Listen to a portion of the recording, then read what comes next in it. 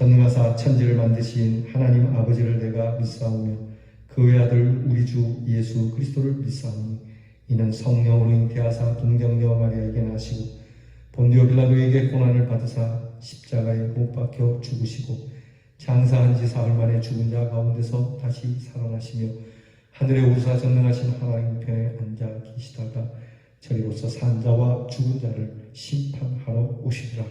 성령을 믿사오며 거룩한 공예와 성도가 설교통하는 것과 죄를 사하여 주시는 것과 몸이 다시 사는 것과 영원히 사는 것을 믿사오나이다. 아멘. 찬송가 199장 우리 나의 사랑하는 자 이 수련의 주제 찬양이 되겠습니다. 199장 우리 다 함께 부르겠습니다.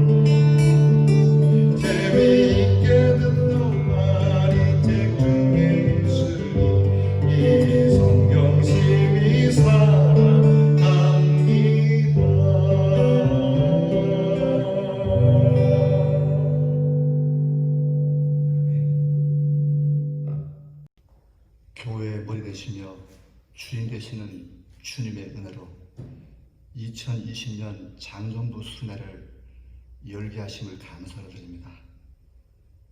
코로나로서 인해서 우리가 대면하여 함께 모이지 못하고 참여하는 모든 성도님들, 이 순회를 통해서 우리가 하나가 되길 원합니다. 시간마다 은혜를 주사 성령의 충만함을 주옵소서. 언약의 말씀을 통해서 잘못된 자아가 깨어지는 역사, 마음을 짓고 통회하면서 회개하는 역사가 있게 하여 주옵소서. 우리가 잘 믿는다고 하지만은 차지도 덥지도 않은 그 바리새인의 믿음에서 우물가의 여인처럼 복음으로 행동하는 성도가 되게 해 주옵소서. 말씀을 통해서 주님 만난 첫사랑의 그 순수한 믿음과 뜨거운 열정의 믿음을 회복시켜 주옵소서. 언제 어디서나 진리의 말씀대로 진리대로 살아서 이 시대에 상처받고 소망이 없는 자에게 위로자가 되게 하시고 축복하는 자가 되게 하시고 참 그리스도의 제자의 삶을 살게 해 주옵소서. 아무리 힘이 들고 유혹과 핍박이 우리 모두를 힘들게 한다 하더라도 우리가 오직 하나님의 말씀으로 믿음으로 소신껏 살아서 승리하는 성도가 되게 도와주옵소서. 근본 순례를 통해서 말씀으로 거듭나며 진리와 사랑으로서 하나가 되어서 새로워지는 교회, 그러한 성도가 되게 도와주옵소서. 이 순례를 인도하는 목사님에게 늘 성령의 기름 부으시고 큰 권능으로 역사하여 주시옵소서. 모든 것을 예수의 이름으로 기도 올려옵나이다. 아멘. 자, 우리 수련의 첫 번째 날에 우리에게 주시는 하나님의 말씀은 사무엘하 23장 1절로부터 4절 말씀입니다. 구약 성경 503페이지에 사무엘하 23장 1절로부터 4절 말씀, 우리 다 함께 계신 곳에서 여러분 수련회에 참석하시는 그때 수련회에 오신 그런 기분으로다가 여러분 우리가 힘있게 이 말씀 봉독하겠습니다. 크게 봉독합니다. 이는 다윗의 마지막 말이라. 이새의 아들 다윗이 말하며 높이 세워진 자 야곱의 하나님께로부터 기름 부음 받은 자 이스라엘의 노래 잘하는 자가 말하노라. 나의 영이 여호와의 영이 나를 통하여 말씀하시며 그의 말씀이 내 혀에 있도다. 이스라엘의 하나님이 말씀하시며 이스라엘의 반석이 내게 이르시기를 사람을 공의로 다스리는 자 하나님을 경외함으로 다스리는 자여 그는 돋는 해의 아침빛 같고 구름 없는 아침 같고 비 내린 후에 광선으로 땅에서 우음이 돋는 새 풀과 같으니라 하시도다. 아멘. 여러분 오늘부터 우리 수련회를 시작하겠습니다. 우리 이렇게 모여서 수련회를 해왔는데 코로나로 인해서 흩어져서 우리가 수련회를 할 수밖에 없는 정말 사상 초유의 최초의 흩어져 드리는 수련회가 되겠습니다. 여러분 우리 흩어져 있을지라도 우리 수련회에 모인 것처럼 여러분들이 흥을 내시고 또 즐거운 시간, 은혜의 시간이 되기를 축복합니다. 제가 즐거운 하면 여러분들이 여름성경학교 이렇게 한번 댁에서 외쳐보겠습니다. 한번 하시는 겁니다. 즐거운. 안 하시는 분이 계시는데 하십시오. 좀 해주시기 바랍니다. 제가 여기서 딱 이렇게 녹화를 하고 있어도 여러분 다 보입니다. 자, 다시 한번 제가 즐거운 하면 여러분이 여름성경학교 이렇게 외치는 거예요. 해봅니다. 즐거운. 네, 잘하셨어요. 한 번 더 해보겠습니다. 즐거운. 네, 잘하셨습니다. 집사님 잘하셨어요. 자, 우리의 이 성경학교 3일 동안 우리 주제가 나의 사랑하는 책입니다. 나의 사랑하는 책. 내가 사랑하는 책이 무엇입니까? 저는 어릴 때 만화책을 되게 좋아했어요. 그래서 지금도 제 방에는 목회 사무실에 만화책이 있어요. 그런데 어릴 때 사랑했던 그 책 지금 사랑하냐? 그렇지 않습니다. 정말 내가 사랑하는 책은 이 하나님의 말씀, 이 성경책이 나의 사랑하는 책이 되었습니다. 여러분들도 이 책을 사랑하시고 이 책이 갑으로 물려질 수 있기 바랍니다. 여러분의 손때가 묻어있고 여러분이 그 성경에 정말 오랫동안 읽고 또 읽고 달아서 여러분의 혼이 담겨있고 영이 담겨있는 이 하나님의 말씀, 이 말씀이 보물 1호가 되기를 바랍니다. 이 말씀 자녀들에게 물려주고 이 말씀이 자 후손들에게 대대손손 이어져야 하는 것은 이 말씀에 하나님의 사랑이 있고 하나님의 구원이 있고 이 말씀에 능력이 있기 때문입니다. 이 말씀은 살아 역사하시는 거기 때문에 여러분 이 하나님의 말씀, 나의 사랑하는 책, 그것은 나의 보물 1호 성경책입니다. 여러분 이 수련을 통해서 성경을 더 아끼고 사랑하는 하나님의 말씀을 더 사모하는 여러분이 되기를 바랍니다. 자, 우리 성경에는 하나님의 말씀을 사랑하는 이들이 많은데 이번 수련회는 이 하나님의 말씀 따라 산 새 인물, 위대한 새 인물을 우리가 함께 공부하려고 합니다. 오늘은 다윗, 그리고 내일은 바울, 그리고 마지막 날은 예수님. 이렇게 우리 세 분을 우리가 함께 들여다보면서 그들의 역사, 그분들의 이야기를 보면서 오늘 나의 이야기는 어떻게 써져야 될 것인가를 여러분 함께 나누길 바랍니다. 자, 오늘은 다윗의 이야기입니다. 그러면 시작하도록 하겠습니다. 지금부터 약 3,000년 전, 대충 3,000년 전이라고 합시다. 3,000년 전 유대 땅 베들레헴 그 총구석에 신성 같은 할아버지 한 분이 나타나셨습니다. 수염이 탁 이렇고 노인 한 분이 지팡이를 쥐고 이렇게 오는데, 노인인데 젊은 사람같이 딱 씩씩하게 걷고 눈에서는 빛이 나는 그 한 할아버지가 딱 등장을 합니다. 이 할아버지가 이 촌동네에 왜 왔을까요? 이 할아버지가 이 촌동네에 딱 온 이유는 바로 이새라고 하는 집에 찾아온 겁니다. 이새의 집에 찾아와서 느닷없이 보시오, 그대에게 아들이 있소. 예, 저에게는 아들이 있습니다. 내가 당신의 아들 중에 한 사람에게 내가 기름을 부으려 하오. 그 이새가 깜짝 놀랐습니다. 왜냐하면 기름을 붓는 행위는 곧 왕이 된다라고 하는 의미입니다. 촌동네에서 왕이? 더군다나 그때는 왕이 있었는데 왕을 두고 그 왕의 아들이 왕자를 잇지 않고 다른 사람이 왕자를 잇는다는 것은 반역을 얘기하는 것이었는데 매우 위험한 일이었고 정말 부족이 멸하는 무시무시한 일이었습니다. 바로 그때 이 할아버지가 이 반역을 꿈꾸면서 이 이새의 집에 찾아온 겁니다. 이새의 아들 중에 누구 한 사람을 왕으로 삼으려고요.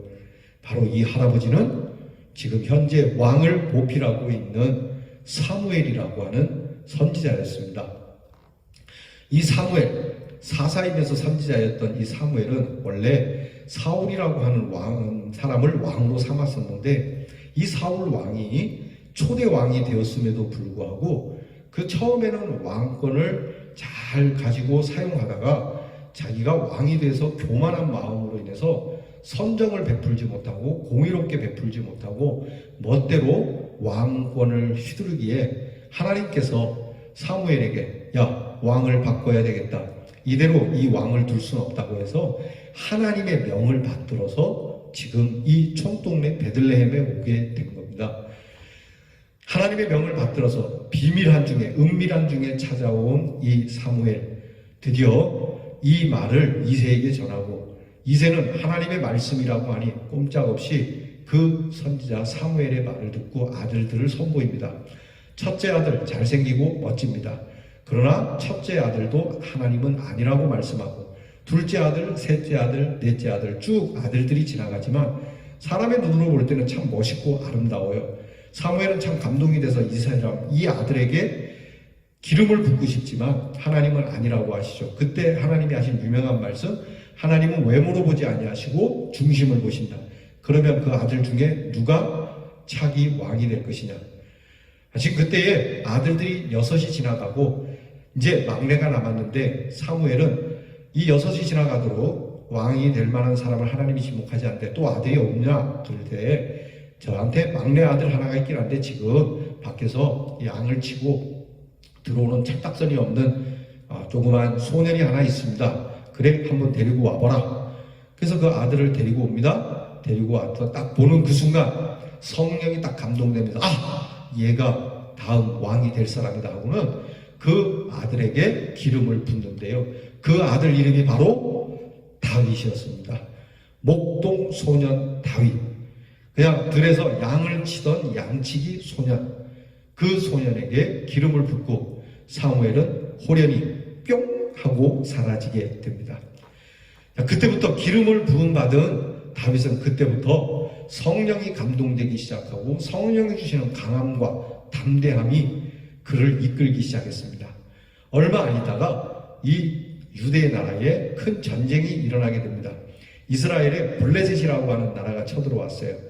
그때 그 당시에 이 블레셋 사람 중에는 유명한 장군이 하나 있었습니다. 마치 여호와도 같은 장군이 하나 있었으니 그 사람 이름은 골리앗이라고 하는 장군이었습니다. 이 장군이 얼마나 기골이 장대하고 얼마나 첨단 무기로 무장을 했는지 이스라엘 사람들이 이 골리앗 장군 앞에서 속수무책이었습니다.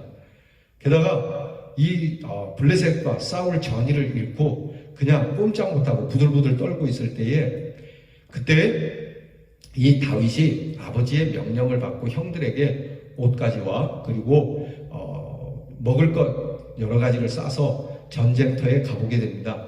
어린 소년 다윗이 이렇게 아버지의 심부름을 하기 위해서 전쟁터에 와봤더니 이 골리앗이라고 하는 블레셋 장군이 저기서 서서 호령을 하고 있는데 이스라엘 사람들, 이스라엘 군사들은 꼼짝 못하고 입도 뻥긋 못하고 부들부들 떨고 있는 모습을 보게 돼요.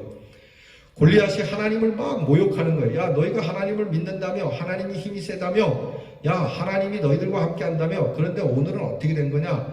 야, 너희들 정말 동네 똥개같이 생겼다. 그렇게 욕을 하고 있는데 이스라엘 사람들은 꼼짝 못하고 있는 거예요. 이것을 본 다윗이 아버지가 이렇게 준 심부름으로 형들을 만나서 도시락을 전해주는 이 일보다도 여기에 너무 분개를 했어요. 그래서 내가 이 골리앗을 혼내줘야 되겠다. 그래서 형들에게 내가 뭐 하고 있습니까, 형님들? 이 골리앗을 그냥 보고만 둡니까? 잡아야 되지 않습니까? 그랬더니 야, 우리도 잡고 싶지만 저 사람이 싸움을 보통 잘하는 게 아니다. 우리는 저 사람 앞에 진짜 호랑이 앞에 그냥 토끼 같은 신세가 받게 되지 않았다. 이것을 본 다윗이 너무 답답했어요. 그래서 왕에게까지 가서 왕이여, 내가 이 골리앗과 싸워서 이길 수 있으니까 나를 좀 내보내주세요. 그래서 왕이 그냥 겨우겨우 어리지만 그래도 워낙 용기 있어 보이니까 이 다윗을 내보내게 되죠.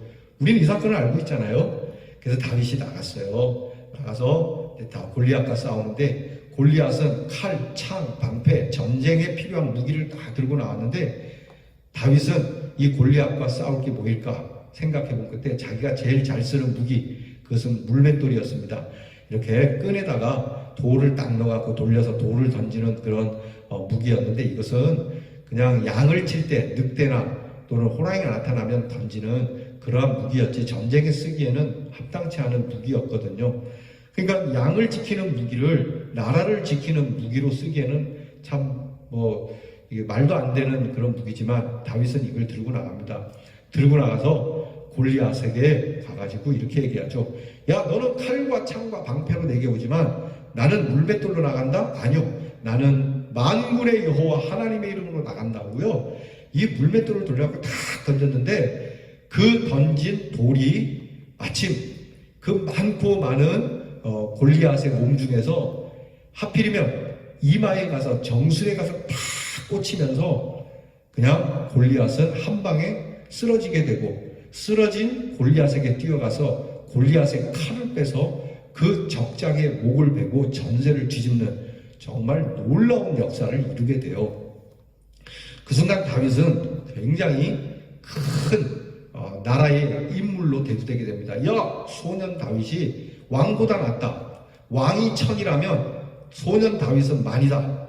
그래서 다윗이 이레악 스타덤에 오르게 되고요. 다윗은 드디어 나라의 큰 인물로 들어서게 됩니다.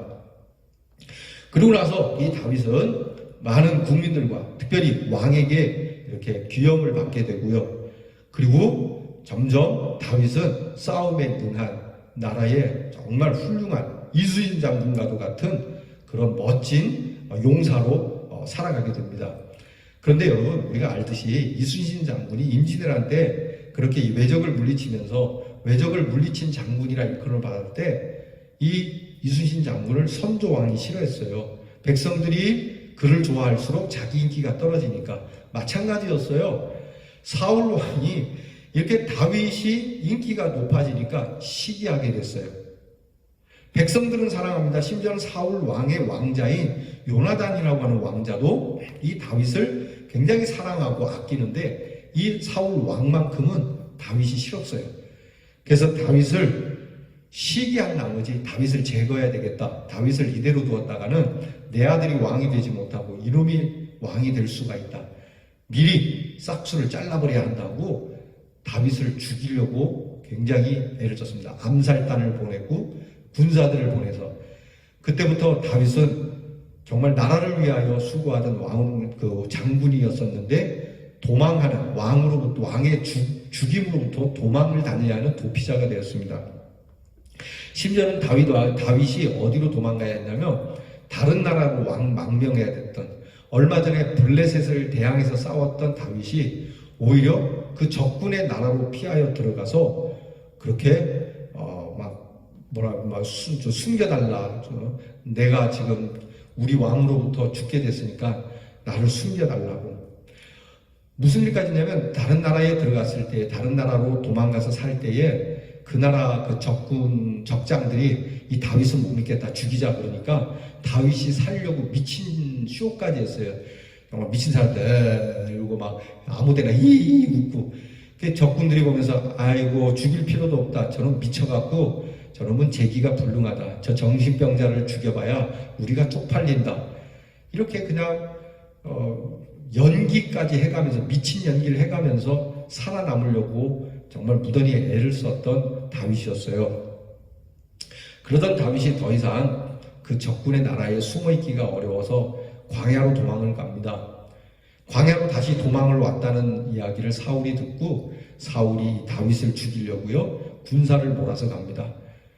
다윗이 굴 속에 숨어 있었는데 굴 속에 숨은지 모르고 다윗을 잡으려고 왔던 이 사울 왕이 피곤하니까 그 굴 안에서 잠시 잠을 자고 있는데 깊숙한 곳에 있던 다윗이 딱 그 잠든 사울 왕에게 와가지고 그 옆에 놓인 칼을 탁 빼서 사울 왕을 죽이려고 죽일 수 있는 상황이었지만 죽이지 않았어요. 왜냐하면 이 왕이 나를 죽이려는 나쁜 왕이지만 그래도 이 왕은 이 나라의, 우리나라의 왕이고 하나님이 세우신 왕인데 내가 어떻게 내 손으로 내 왕을 죽이겠느냐. 그래서 그 사울 왕의 옷자락을 살짝 잘라서 옷 조각만 가지고 나옵니다. 그리고 저기 멀리 도망가서 멀리서 왕이여! 당신이 찾는 다윗이 여기 있습니다. 그런데 보십시오. 사람들은 내가 당신을 죽인다고 말하지만 나는 당신을 죽이지 않습니다. 내가 왕을 어떻게 죽입니까? 제가 왕을 죽일 수도 있었습니다. 제 손에 무엇이 있습니까? 왕의 옷이 있습니다. 제가 조금 전에 왕을 죽일 수도 있지만 왕이시기 때문에 제가 충성스러운 마음으로 죽일 수 없어서 옷자락만 잘라갖고 와서 내 마음을 전합니다. 전하, 저는 전하를 해야 할 마음이 없고 오히려 전하를 위하는 마음이 여기 있습니다. 몇 번 거듭된 이런 일들을 통해서 사울 왕은 결국 다윗의 진심을 알게 되죠. 그리고 사울은 더 이상 다윗을 죽이려고 하지 않았습니다. 그러던 찰나에 이 사울 왕이 큰 전쟁이 일어나게 됩니다. 길보아라고 하는 전투에서 사울 왕과 그 아들 요나단 왕자가 한날 한시 그 전쟁터에서 다 죽게 됩니다.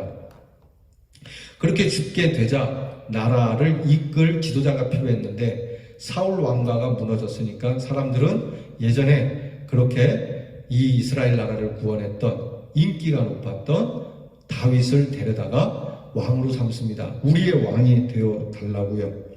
그렇게 이스라엘의 두 번째 왕이 됩니다. 양치기로 시작했던 이 다윗, 골리앗을 때려잡았으나 왕에게 쫓기는 신세가 되고 그렇게 도망다니던 다윗이 사울 왕이 죽고 나서 이스라엘의 왕으로 등극이 돼요.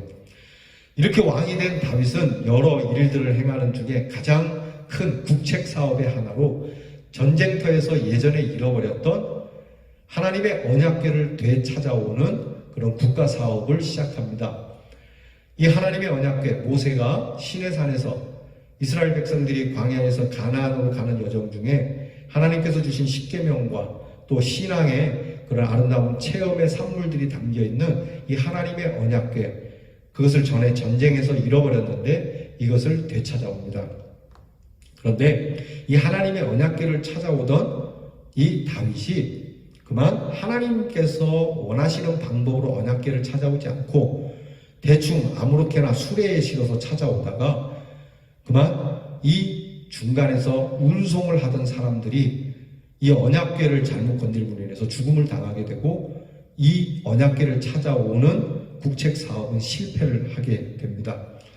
그래서 이 실패를 경험한 다윗은 하나님의 언약궤를 내가 너무 가볍게 너무 좀 뭐랄까 무시하는 듯 데리고 온 것 같다. 그래서 다시 한번 마음을 가다듬고 회개하고요.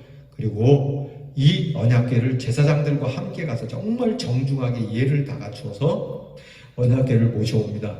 언약궤를 모셔오면서 그 앞에서 다윗은 벌거벗은 몸으로 그 즐거움을 노래했다라고 하는 유명한 이야기가 있지 않습니까? 그렇게 드디어 실패를 했지만 다시 한번 도전을 해서 언약궤를 모시고 오고, 그리고 정말 하나님이 주시는 축복 가운데 왕국이 점점 번성해 가기 시작합니다. 이렇게 잘 나가던 다윗, 정말 왕국이 번성해 가던 다윗, 이 다윗이 큰 실수를 하게 됩니다. 다윗은 어느 날 자기 부하의 부인이었던 이 우리아라고 하는 장군의 부인이었던 밧세바라고 하는 여인과 통관을 하게 됩니다. 성폭력을 행한 것이죠. 요즘도 여러분 높은 직책에 있는 사람들이 그 비서나 그 밑에 있는 여인들을 이렇게 추행하는 것을 그 여인들이 감당하기가 어려운데 옛날에는 더 심했지 않겠습니까? 한 나라의 왕이 원하는데 거절할 힘이 없었던 이 우리아의 아내 밧세바, 그는 결국 왕의 그러한 힘을 이기지 못하고 왕과 하룻밤을 자게 됩니다. 문제는 그 하룻밤을 잤을 뿐인데 이 여인이 임신을 하게 됩니다. 이게 왜 문제가 되냐면 그때 우리아라고 하는 장군은 변방에서 전쟁을 하고 있었습니다. 그러니까 전쟁터에 나가 있는데 부인이 임신을 했다? 그러면 여러분 이것은 이 여인이 바람을 핀 일이 되고 이스라엘 풍속에 의하면 이 여자는 돌에 맞아 죽어야 되는 것이죠. 그래서 이 밧세바가 왕에게 알립니다. 내가 당신으로 인하여 임신했습니다. 왕으로 인하여 임신했습니다. 어떻게 하면 좋겠습니까? 그랬더니 이 다윗이 이 일을 무마시키려고 변방에 있는 그 장군을 불러들입니다. 휴가를 주는 거죠. 자, 전쟁터에 있느라고 고생 많았다. 휴가 와서 너희 집사람과 함께 좀 잘 지내라. 그렇게 해서 전쟁터에 있던 남편이 돌아와서 그 부인과 함께 있게 되면 이것이 알리바이가 되는 것이죠. 이 아이는 그의 아이가 되는 것이라고. 요즘처럼 무슨 유전자 검사를 할 때가 아니니까요. 그렇게 해서 완전 범죄를 이루려고 그랬는데 이 우리아가 내가 휴가 받긴 했지만 집에는 가지 않겠습니다. 이렇게 얘기를 하는 거예요. 지금 전쟁터에서는 우리의 전우들이 피 흘리면서 싸우는데 내가 휴가 받은 것도 고마운 일이지만 이것 전쟁이 끝나지 않은 상황 속에서 내가 집에 가서 우리 아내와 즐거운 시간을 갖는다면 이것은 우리 아군에 대한 나의 전우들에 대한 배신입니다. 그리고는 집에를 안 가는 거예요. 결국 다급해진 다윗은 이 우리아를 다시 전쟁터로 보내면서 사령관에게 최전방에 서게 하고 그렇게 그 휴가 끝난 그 다음날 전투에 그렇게 죽음의 사지로 몰아서 적군에 의하여 화살을 맞고 죽게 합니다. 그리고 나서 남편이 죽었으니까 과부가 된 이 밧세바를 이 다윗은 왕비로 맞아들이게 됩니다. 그리고는 다윗이 완전 범죄를 이루려고 할 때 하나님이 이 다윗의 악함을 보시고요. 나단 선지자를 통해서 다윗을 꾸짖습니다. 네가 너무너무 나쁜 놈이다. 너는 그렇게 부인도 많고 왕비도 많은데 네가 할 짓이 없어서 네 부하의 부인을 뺏어서 그것도 모자라서 부하를 전쟁터에서 참혹하게 죽겠냐. 넌 정말 나쁜 놈이다. 내가 너의 왕국을 찢어버리겠다. 너의 집안을 박살을 내겠다. 하나님께서 이렇게 굉장히 대노하셨어요. 이 이야기를 들은 다윗이 하나님 앞에 엎드려서 정말 회개합니다. 정말 나쁜 놈입니다. 하나님, 내가 어쩌다 보니 외롭다 보니 내가 왕으로서 그런 것도 못합니까? 이렇게 하지 않고 하나님, 내가 정말 잘못했습니다. 내가 이렇게 간악한 자였습니다. 사실은 사람들이 볼 때는 멋있는 왕, 거룩한 왕, 그런 왕인지 모르나 하나님, 정말 나는 내 속에 악이 넘치는, 아니 나는 태어날 때부터 악마와 같은 사람이었습니다. 그러면서 하나님 앞에 철저하게 회개하기 시작합니다. 이렇게 회개할 때에 하나님의 책망을 듣고 회개할 때에 하나님께서는 이 다윗을 용서를 해주십니다. 용서는 했지만 그 집안에 일어나는 정말 하나님의 심판은 무서웠습니다. 무슨 일이 있었냐면 그러고 나서 시간이 어느 정도 세월이 지났는데 다윗의 아들 중에 압살롬이라고 하는 차기 왕자라고도 말할 수 있는 이 압살롬이라고 하는 왕자가 자기가 왕이 될 수 있는 날을 기다리지 못하고 늙은 아버지, 이젠 다윗이 좀 늙어가니까 다윗을 뒤로 하고 자기가 왕권을 차지하려고 왕자의 난을 일으킵니다. 곧 압살롬의 반란이 일어나요. 압살롬의 반란이 일어나면서 왕은 부랴부랴 정신없이 왕궁을 빠져나와서 도망가야 하는 신세가 됐죠. 하지만 이 압살롬이 다윗과 함께하는 책사에 의해서 그는 그 반란이 쿠데타가 실패로 돌아가고 압살롬이 죽게 됩니다. 이렇게 다윗 집안에 피비린내 나는 역사를 피할 길이 없었던 것이죠. 그런 일을 모면하고 다시 왕궁으로 돌아온 다윗. 그는 다윗이 자기가 행한 모든 일을 회개하면서 그가 왕으로서 노년에는 보다 나라의 굳건한 일을 위하여 여러 일들을 행합니다. 그러던 중에 인구조사를 하게 됩니다. 다윗이 불필요한 인구조사를 하게 됩니다.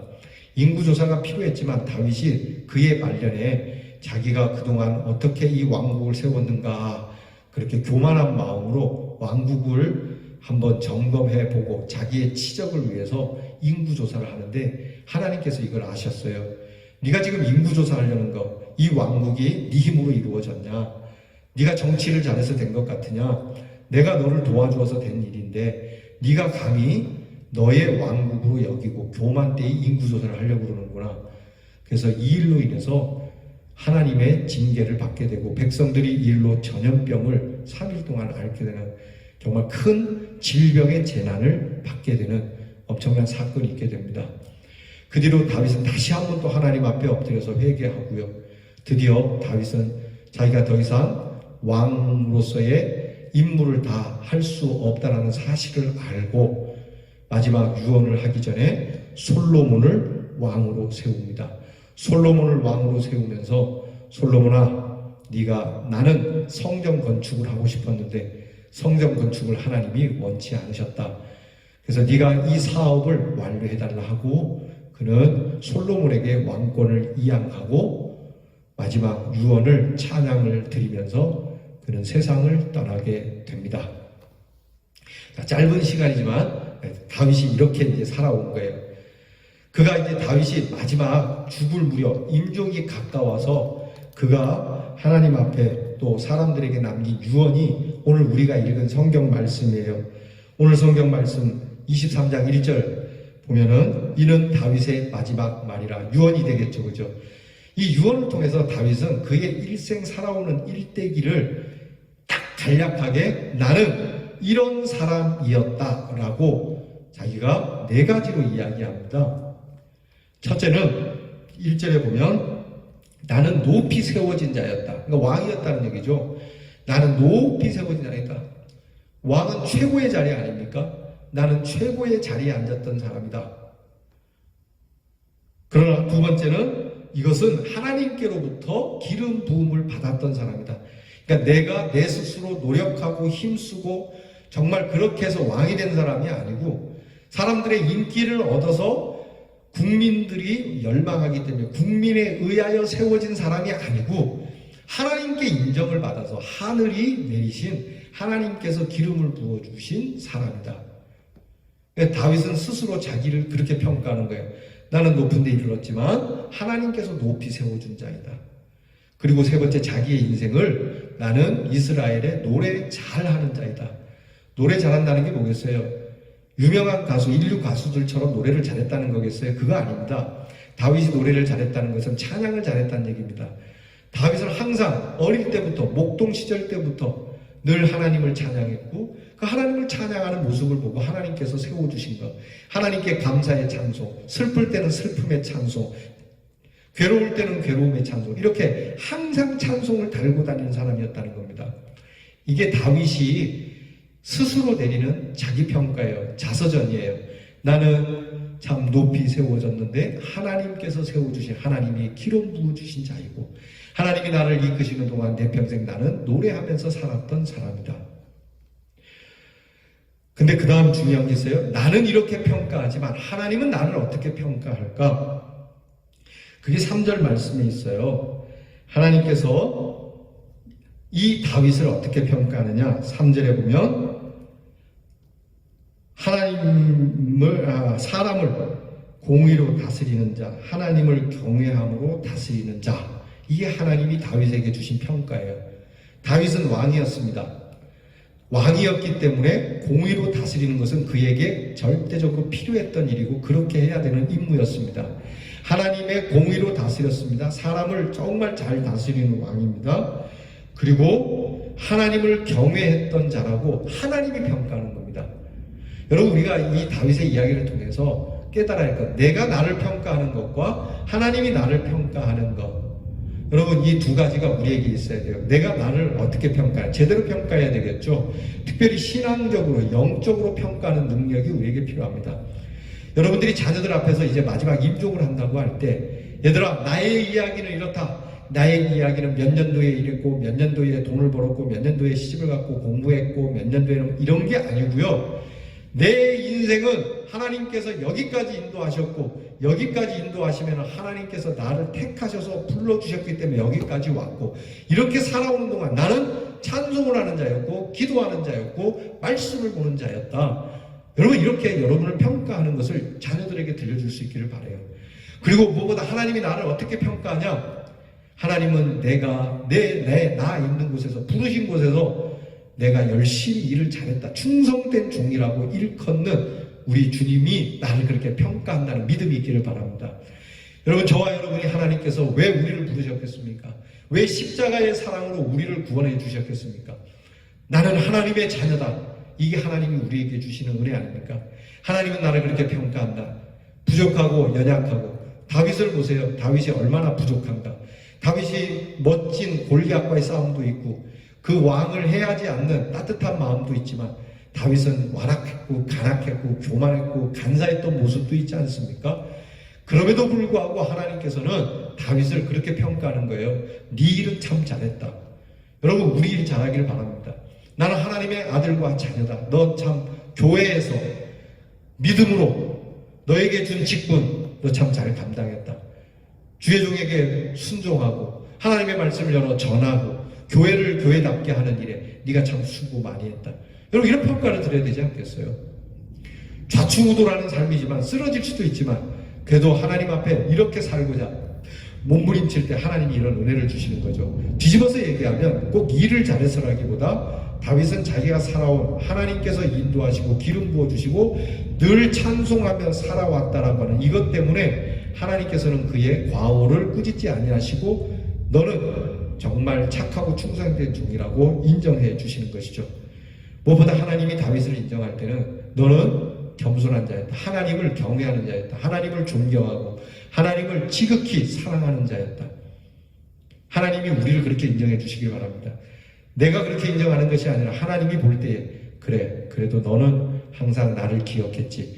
네가 물론 죄 가운데 있었지만 그래도 네가 나를 사랑했기에 나를 경외했기에 네가 회개할 수 있었지.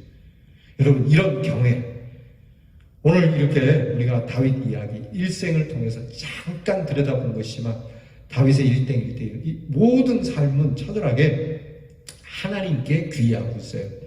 다윗은 늘 주님의 품에 거하기를 원했어요.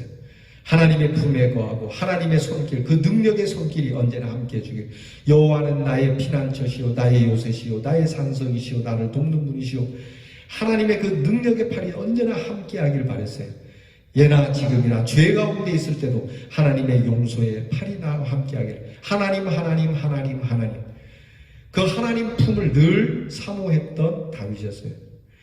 그렇기 때문에 하나님의 품에 있던 다윗은 거친 파도가 오든지 또는 풍랑이 오더라도 오히려 하나님 품 안에서 잠잠하게 하나님의 얼굴을 보겠노라고 하는 이 신앙의 고백으로 살아온 사람입니다. 오늘 이 다윗의 이야기 우리들의 이야기가 되었으면 좋겠습니다. 우리 애들의 이야기가 돼야 되겠죠. 저와 여러분의 이야기. 여러분 오늘 이 수련을 통해서 오늘은 이 다윗처럼 나는 나의 별명을 뭐라고 할 수 있을까? 나는 하나님 앞에 여기까지 이르고 하나님이 불러주시고 그리고 하나님께서 나로 하여금 찬양하는 자라 일컬음을 받는 사람으로 오늘 우리들의 일기를 쓰고 오늘 우리들에게 하나님이 확증시켜 주시는 너는 내 아들이고 너는 내 딸이라 이렇게 말씀해 주시는 이 확증으로 여러분 이 귀한 말씀 이 다윗의 일생, 여러분의 일생 속에서 아름다운 꽃을 피우는 멋진 신앙인이 되기를 주님의 이름으로 축복합니다. 자, 우리 이 말씀 가지고 찬양을 부르도록 하겠습니다. 다윗은 일생을 찬양했던 사람입니다. 그는 이스라엘의 노래에 잘하는 자라고 스스로 자칭할 만큼 찬양을 참 좋아했고 찬양을 많이 쓴 사람입니다. 그의 찬양 쭉 그의 일생을 통해서 하나님 앞에 부른 찬양을 정리를 해보면 그는 늘 하나님 품 안에 거하기를 원했습니다. 주님께서 품어주시고 하나님의 품 안에서 인생의 거친 풍랑이나 또 그런 파도가 올지라도 잠잠하게 주님을 보면서 주님 안에 그 능력 안에 살아가겠노라고 하는 것이 다윗의 일생의 노래 제목이었습니다. 자, 그 다윗의 일생을 우리가 대면할 수 있는 찬양, 오늘 말씀을 생각하며 주품에 우리 찬양 함께 부르겠습니다.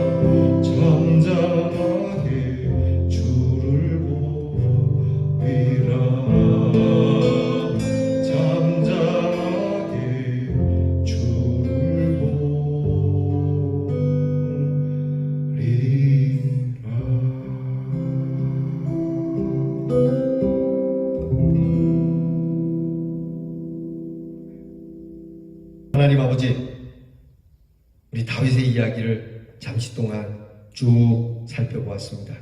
그의 시작과 끝, 그는 언제나 하나님께서 인도해 주시는 대로 걸었고, 그래서 하나님께서 높이 세우셨고, 그것을 하나님이 기름 부으셔서 인정해 주셔서 하나님의 인정함 속에 살아왔고, 그의 일생은 항상 하나님을 노래하며 언제 어느 때나 슬플 때나 기쁠 때나 어려울 때나 환난을 당할 때나 일이 잘 될 때나 풀리지 않을 때나 언제나 하나님을 찬양하는 자로 살아왔다라고 스스로 그렇게 하나님 앞에 고백하고, 또한 하나님께서도 너는 내가 너에게 준 직분 잘 감당했고, 그리고 너는 나를 늘 경외했던 사람이라 그렇게 말씀해 주시는 인정을 받는 사람이었습니다.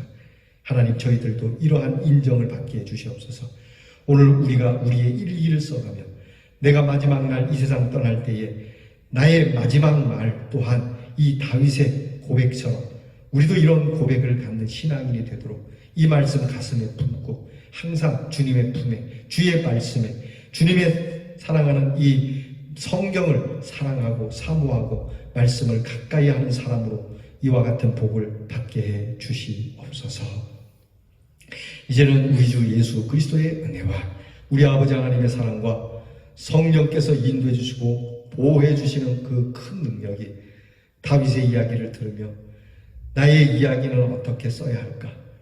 나로 하여금 하나님께서 이렇게 하나님의 아들과 딸로 높이 세워진 자이며 이것을 하나님께서 기름 부어 그 예수 그리스도의 보혈의 기름으로 우리를 세우시며 이로 인하여 내 평생 살아가는 동안 다윗보다도 더 노래를 잘하는 자로 살기로 이 귀한 수련회에 다시 한번 다짐하고 이렇게 귀한 말씀 안에 은혜 받는 사랑하는 귀한 대연의 성도들 위해 이제로부터 영원토록 함께하시기를 축원하옵나이다.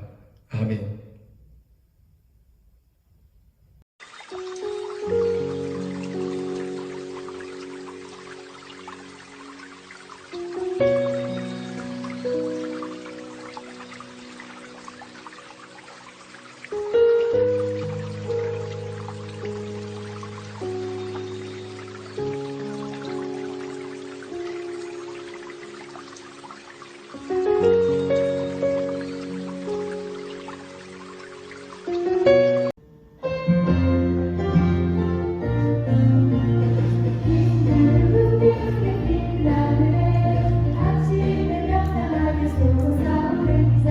손에 손 마주 잡은 우리 아이 발걸음 가벼운